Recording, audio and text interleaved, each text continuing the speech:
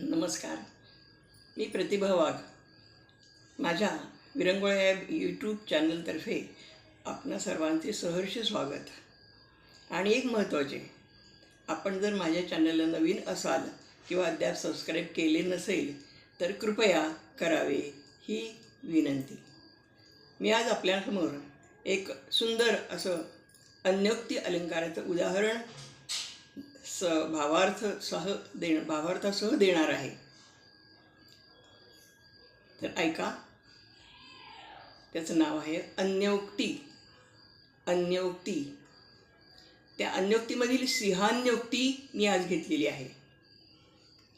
मेघांच्या गर्जनेने खवळणीवरती सिंह बाहे स्वभावे, काका त्वा भीती सारी तेजुन तिरुवरी मौसखंडासी खावे.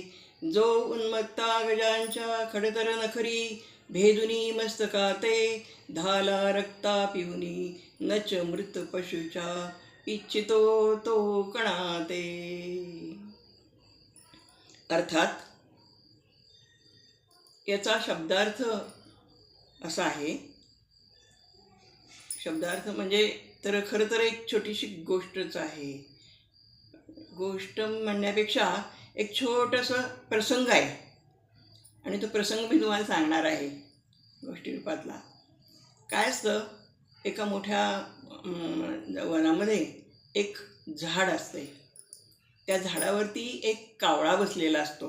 कावळ्याच्या तोंडामध्ये एक मांसाचा खंड असतो, म्हणजे तुकडा असतो, आणि तो अतिशय आनंदाने तो ग्रहण करत असतो.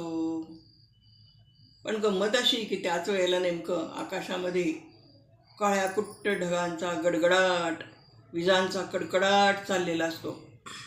आणि एवढा सगळा गोंधळ वरचा ऐकून नेमका त्यावेळेला खाली सिंह येतो एक. आणि तो सिंह म्हणजे आता गर्जना करणं म्हणजे सिंहाचं काम. त्यामुळे त्याला काय वाटतं, अरे माझ्यापेक्षा कोण श्रेष्ठ होऊ पाहत आहे, कोण एवढी मोठी गर्जना करत आहे, म्हणून तो अतिशय चिडलेला असतो. आणि अतिशय चिडून तो रागाने वरती बघत असतो. आता बिचारा कावळा, त्याला काय वाटतं, हा एवढा मोठा सिंह आणि माझ्याकडं बघतोय, म्हणजे माझ्या ह्या मांसखंडावरती त्याचं लक्ष आहे. त्यामुळे तो फार घाबरतो. आणखीन नेमकं त्याच वेळेला एका कवीनी त्या कावळ्याला समजावून सांगितलेलं आहे की हे कावळ्या, हे काका, तू निवांत तुझा तो मांसखंड आहे तो खात राहा. अरे हा सिंह जो आहे ना, हा वरती ढगाकडे बघून, खवळलेल्या त्या ढगांना बघून हा मोठा खवळलेला आणि चिडलेला आहे. त्याला तुझ्या त्या छोट्याशा मांसखंडाशी काहीही मतलब नाही.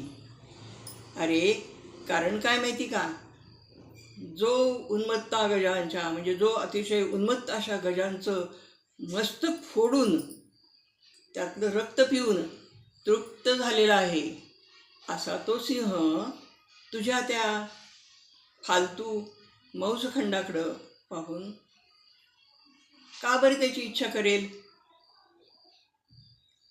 तो भावार्थ असा की जे खूप मोठे लोक असतात, जे मोठे पशु असतात, पक्षी असतात, मोठे हे असतात, ते लोक अतिशय फालतू, त्यांच्यापेक्षा अतिशय क्षुद्र अशा या पशूंच्या, पक्ष्यांच्या, प्राण्यांच्या या गोष्टीमध्ये अजिबात थोडंसुद्धा लक्ष घालत नाहीत. थोडंसुद्धा त्यांना त्याची अपेक्षा नसते. हा झाला भावार्थ. आवडलं का आपल्याला? नमस्कार.